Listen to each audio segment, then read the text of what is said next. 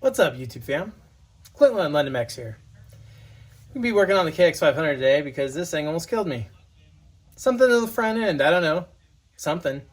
I wonder if you guys could tell what it is. Let's find out.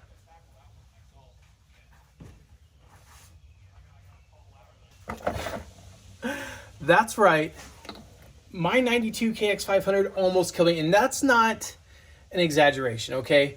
The only thing holding that front wheel to that dirt bike right now are two small steel snap rings in the lower part of the fork. So why don't you guys get comfy, just kick back and hang out in the garage with me today as we do some work on some dirt bikes. Just pretend you're here in the shop, garage, or whatever with me, shooting the beans while we work on dirt bikes, because honestly, aside from riding them, it's my second favorite thing to do. Let's do it. Now, I should have known as soon as my brake cable snapped my guide, because the brake cable is under so much tension that it snapped the guide. I should have just picked something out. We drag raced this bike up Sand Mountain.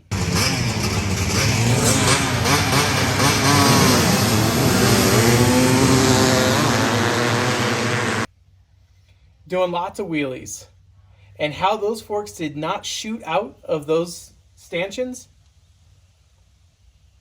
let's find out. We got to dig into this. I got to change that paddle tire out.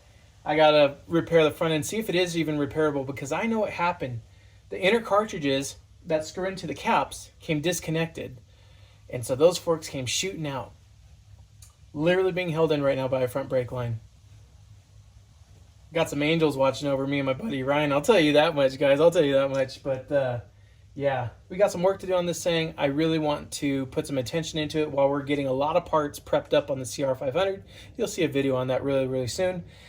Full video about breaking it down, talking about some things that we found, and but we're getting a lot of the parts off the plating, coating, sending the engine up to Adam Millar in British Columbia. We got a lot to do on that bike, but that thing's going to be an absolute showstopper. But it's time to put some attention to this one too, because things happen. Let's do it.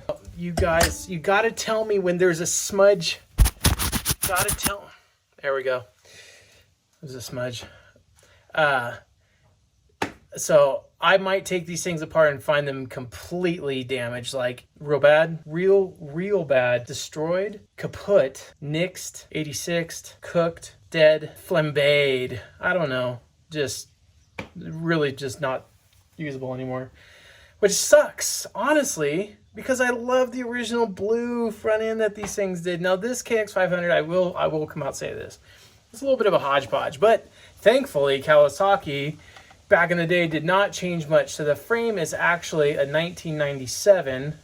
I was able to, I don't know if you guys saw that episode, but I have an episode where I basically rebuilt this whole thing, frame upped it, made it badass again. But I was able to find that frame off of Craigslist, freshly powder coated from a guy up in Reno with like 0 hours on it. The frame is in fantastic condition. So we rebuilt it. I rebuilt the engine, did the whole bottom end, top end, new fat head, smart carb on it, did a bunch of stuff, put Galfer brakes on it, Galfer lines. It's a nice bike. It rips. It's really, really fast. But I've never done anything with the front forks, and yeah, they're super spongy. They leave a lot to be desired for any style of riding. Maybe trail riding's okay, but even still with the 500, anyway. So yeah, I'm going to get that front end off, get the forks up in the vise, disconnect those, pour them out. We got new seals, we got new oil in case they are salvageable, because I would like to keep them. If not, we're going to have to think about front end swapping this thing, get the paddle tire off of this thing, and get this thing back in the dirt. It hasn't been ridden since the Big Bore Addicts race, and I'm missing it. There's something that it just does it for me, like as a, I don't know, as a man. Let's just, listen. If you've never ridden a big bore, and I'm not talking big bore 4-stroke, I'm talking big bore 2-stroke. If you've never ridden one, there's something therapeutic that just does something very masculine for you. Even women, I've heard talk about it before. It just does something for you when you ride a big bore, and I'm not talking a 300, I'm not talking even a 325, which is sitting behind it, a 500. You ride a 500, it does something for your testosterone that just no supplement can give you. So, going a little deep there. Anyway, let's do what I said we're gonna do. So let me give you guys just an idea of how much travel we're extended here. I'm gonna push up the front fork until the dampening rods hit the cap. Just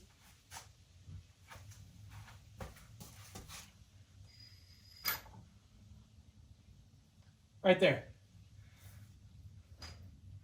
Like, can you even see how much lower that one's sticking out? So, just as I predicted, here's the cap. Into this cap, it's supposed to be a rod. Where's the rod at? It's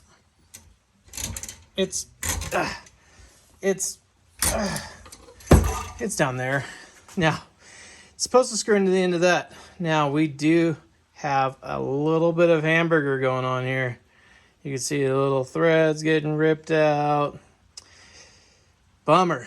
Savable, salvageable for one leg anyway. We haven't dug into the other side yet, but look at all the pock marks. Unreal. Killed me. You almost killed me.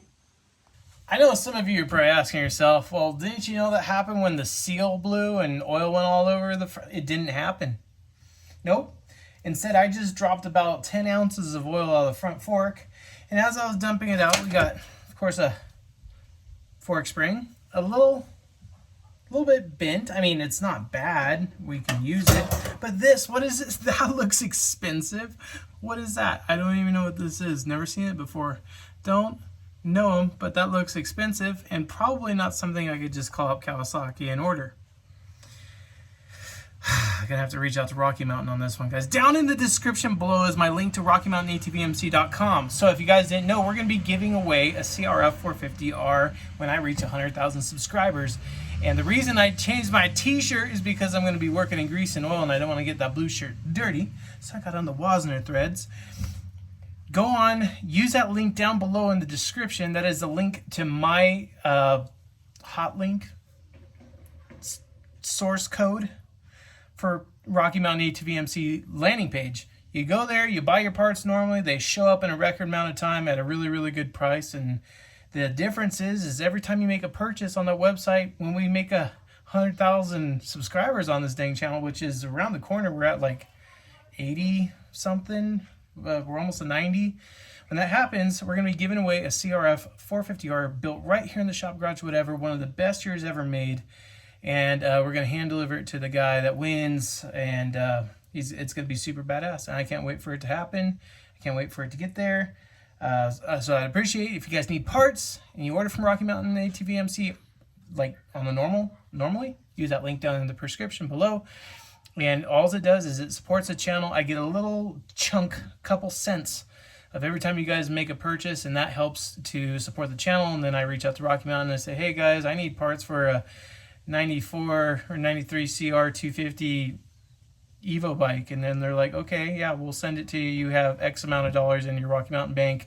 And then I order, a couple tires or something like that. So when you guys do that, just know it's supporting the channel and to continue to get you guys content. It's not for anything selfish, but it just keeps helping the content keep rolling here on the channel. And I appreciate you guys doing that. If you don't, that's fine too. You don't need a CRF 450R, it's fine.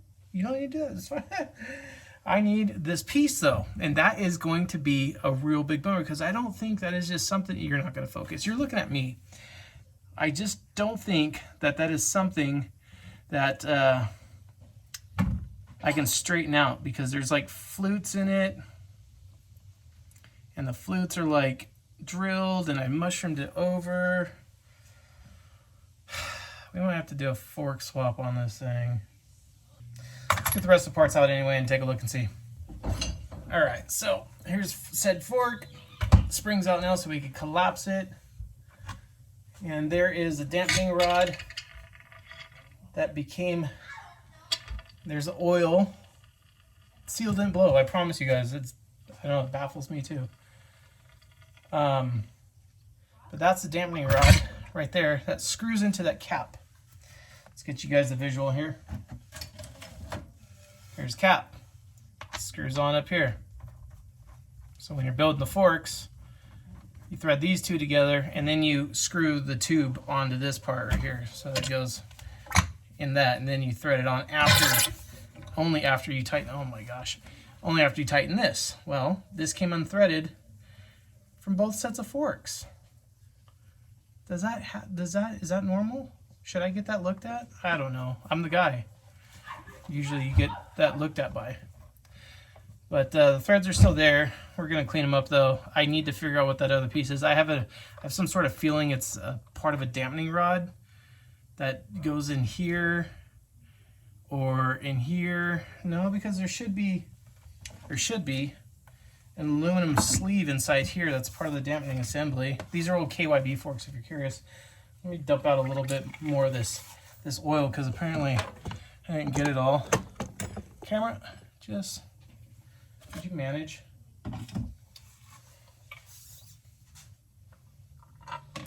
There, oh. Professional.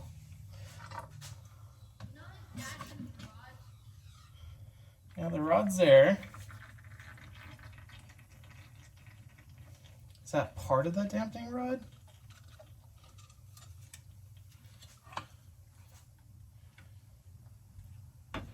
Did it snap off? So this goes inside that tube. Is it broken? Can you guys tell from there? It doesn't look like it. So I usually have a little stainless steel tank that this drains into, and you could let them drain, but it's in the backyard right now. And I'm too lazy to go get it. So I'll just drain it into this Pennzoil. Goes the Jeep.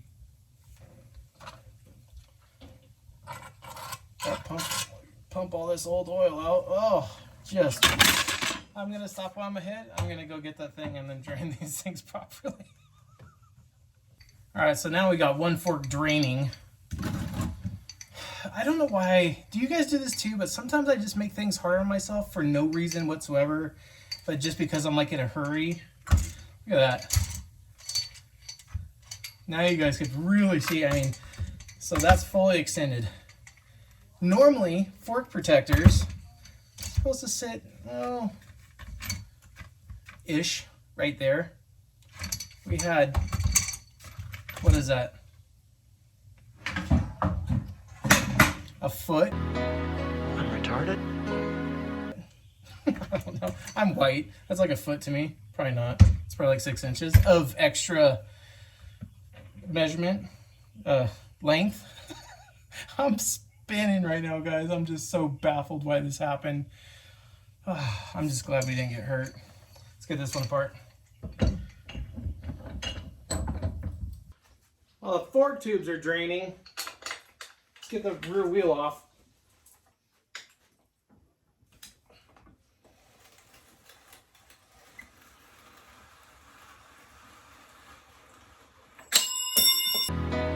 I'm retarded?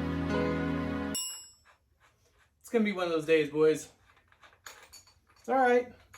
Can't be a professional all the time.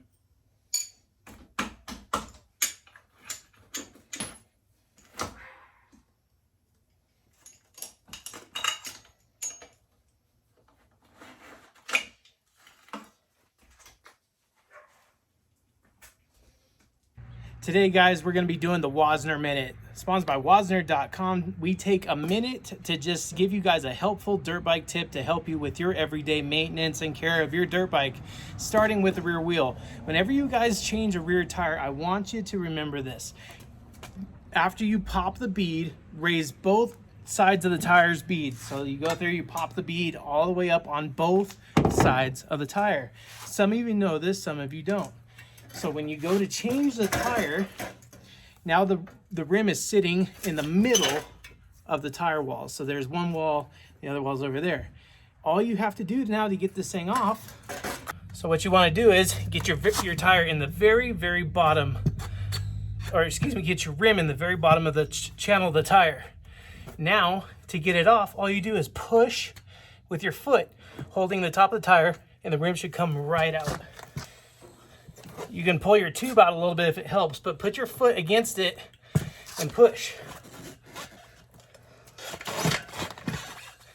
Like that. Now, lift your rim straight out. That's been your 1 minute with Wozner.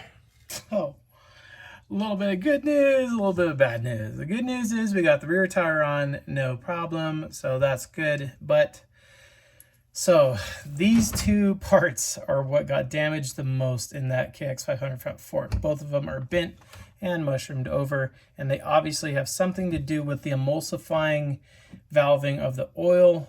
I'm thinking what probably happens is these go on top of where that threaded portion that goes in the cap. I think these slide in there, and as you click your adjusters up top, it changes the amount of oil that comes out through those. That's what I think. I can't find them. I love this bike a lot, and I want to ride it more often. Shoot, I want to race it. I might think about doing a fork conversion. Now, that doesn't stop me from the fact I want to rebuild these original blue forks. I think that they're awesome. I think that they need to be saved. It's just an OEM part that I think spoke a lot about the era of the bikes. It's just, you guys know me. I like the early 90s stuff. But anyways, I want to keep this thing going in a positive direction. I'm thinking about actually stopping where I'm at. Redoing the wheels, because if I'm going to be doing a front fork conversion, that means that I have to use a newer front wheel. And also, you know, I might as well get in there on the swing arm and get that thing repowder coated. Just get that thing, you know, get it looking right, get a decent set of graphics on it. Cerakote calipers, you know, guys, just the normal stuff, right? That just makes dirt bikes rad. So I'm thinking about almost like stopping where I'm at just to be able to move forward on these other things that need attention to make this bike truly badass. So I might be looking to do a fork conversion on this thing. I'll have to do some research. I know guys have put triple S front ends on them. I know guys have put the Showa 47 millimeters on them. So I'm kind of curious what my options are, what I can fit up to it, and go from there. So guys, thank you for hanging out in the shop with me today. You know, it's nice to have someone around to hang out with and just talk dirt bikes. You know, it's fun stuff. It's starting to rain outside. It's been gloomy. It's been absolutely like thunderstorm rainy for about 2 weeks. And trust me, here we absolutely can use it. So I'm not complaining at all. So I haven't been able to ride as much as I would like to. It gets a little slimy out there in the red clay. But I'm going to pause here. I have the CR500 that is absolutely my full focus right now. And I don't want to take away from that. But man, I'd sure like to see this thing turn into something rad, just like the CR500 too. Drop your comments down below if you have any suggestions for the front fork. What fork should we move to? I love the 47 millimeter Showas. Love the 48 millimeters KYB Triple S. I also know that there's a couple forks I'm leaving out of there that totally would be badass to put on this thing. So for anyway, guys, I love every single one of you. Thanks for hanging out with me in the shop garage. Whatever. Again, I really appreciate it. We'll see you on the next one for CR500 stuff. That one's going to be exciting. Think aluminum. Think a lot of aluminum. Think shiny. We'll see you guys then. Peace out.